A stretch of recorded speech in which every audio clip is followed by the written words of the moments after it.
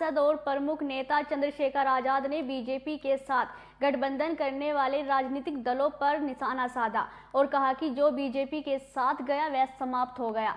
उन्होंने यह टिप्पणी उन दलों पर की थी जिन्होंने बीजेपी के साथ हाथ मिलाया था और उनका यह बयान भाजपा के साथ गठबंधन को लेकर आलोचना करता हुआ प्रतीत हुआ है। क्या कुछ कहा चंद्रशेखर आजाद ने, सुनिए। हम दुबई में एक बड़े सीनियर पत्रकार नील पटेल जी, जो मेरे वैचारिक भाई पिताजी के डेथ के बाद आज उनके अरेस्टी का कार्यक्रम था, उसमें शामिल होने के लिए मैं आया था। समाज की जिम्मेदारियों के साथ कुछ पारिवारिक जिम्मेदारियां उनको भी निभाना पड़ता है। उसी जिम्मेदारी को बेटा होने के नाते पूरा करने के लिए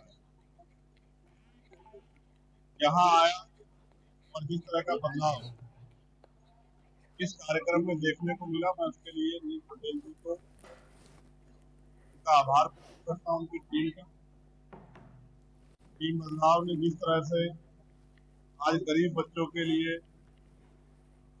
बैग की इस अवसर पर और किताबों की, कंबलों की व्यवस्था करके और उड़ई के लिए स्पेशल डेड बॉडी फ्रिज की व्यवस्था करके जिस तरह का बदलाव करने का काम, ऐतिहासिक काम उन्होंने किया, जहां पहले से उसमें मृत्यु भोज और तमाम तरह की कुप्रथाएं थी, उनको त्याग करके जिस तरह का एक नया संदेश भाई नीरज जी ने दिया, उनकी टीम ने दिया है, वो स्वागत योग्य है। और हम लोग गौरवान्वित महसूस हो रहे इस कार्यक्रम में आके। एक नया बदलाव हुआ समाज में, इससे बहुत बदलाव होगा और समाज को उसको फायदा होगा। यूपी सरकार के एक मंत्री हैं आशीष पटेल, जो अपनी ही सरकार के खिलाफ लगातार बयानबाजी कर रहे हैं। क्या लगता है कि वो आपके साथ आना चाहते हैं, विपक्ष की ओर उनका झुकाव हो रहा है? भाजपा की ये विशेषता रही है कि जो दल उनके साथ जाता है वो दल बहुत जल्दी समाप्त हो जाता है, क्योंकि भाजपा अपनी वैचारिक के साथ खड़ी होती है, वो उसकी शक्ति को कमजोर कर देती है। जिन लोगों ने भाजपा का दामन सामने से या पीछे से थामा है, उनको इसका खामियाजा आने वाले कल में भुगतना पड़ेगा। उसके लिए आपने एक संकल्प लिया है कि बाबा साहब के अपमान का समेत बदला लिया जाएगा, तो क्या रणनीति किस तरह से रणनीति बता दी तो फिर बचेगा क्या? क्या किस तरह से लिया जाएगा? जो अमित शाह का बयान आया उसको किस तरह से देखते हैं? देखो, मैं तो उनसे उम्मीद ही नहीं करता कि आरएसएस भारतीय जनता पार्टी की वैचारिक कभी बाबा साहब अम्बेडकर के समर्थन में या उनके विचारों के समर्थन में रही है। मैं उनसे बहुत उम्मीद नहीं करता। आप इस तरह समझिए कि कोई कहे कि रसगुल्ला खट्टा हो सकता है तो ये अपवाद हो सकता है, क्योंकि रसगुल्ले का अपना एक टेस्ट,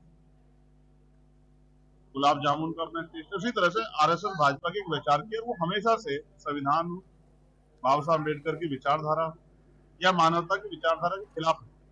तो मैंने अपने लोगों को समझाया है कि आंदोलन तो बहुत किए हैं, अब हमें बुनियादी काम करके जिस सत्ता के पर बैठ के, सत्ता पर आसीन होकर भारतीय जनता पार्टी संविधान को, बाबा साहब के विचारों को और अन्य हमारे जो महापुरुष हैं, जिनमें संत गाडगे जी महाराज, महामना राम वर्मा, चौधरी महाराज सिंह भारती, मानव काशीराम साहब, राष्ट्रपिता ज्योतिबा फूले और छत्रपति साहू जी महाराज के जो विचार हैं, उन विचारों को जिस तरह से नुकसान पहुंचाने का काम कर रही है, उसको हमें सूद समेत सबक सिखाना है।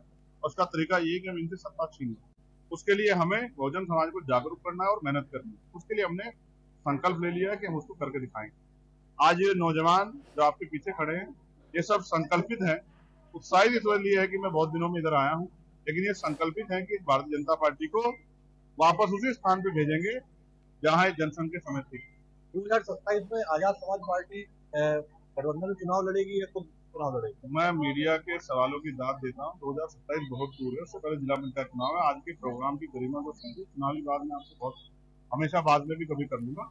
आज आप ये देखिए कितना बड़ा बदलाव है, आपको इस पर चर्चा करनी चाहिए कि जो समाज, जिसको कहा जाता है कि भाई वर्ग जो है, बहुजन वर्ग अनुशासन पाखंडवाद में डूबा रहता है, आज उन कुरीतियों को लात मारकर एक नई शुरुआत महापुरुषों के विचार की, बुद्ध, भगवान बुद्ध से लेकर जो पूरी एक हमारी लेगेसी चली आई, इस विचारधारा को स्वीकार करके उसको आगे बढ़ाने का जो प्रयास हुआ, ये सराहनीय है।